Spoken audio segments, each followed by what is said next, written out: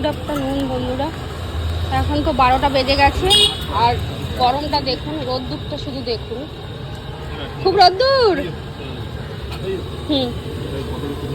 আর টুকটাক করে কাস্টমার এসেই গেছে আর আমার বরের অবস্থা তো খুব খারাপ। কি করব, জীবনটা এইভাবেই চলবে। এই রোদ্দুরই হয়তো একদিন আমরা মরেই যাব। মানে এই খোলা জায়গায় দোকান যেটা হয়। তিনটে দিয়েছে, কোনটা কোথায় জানো?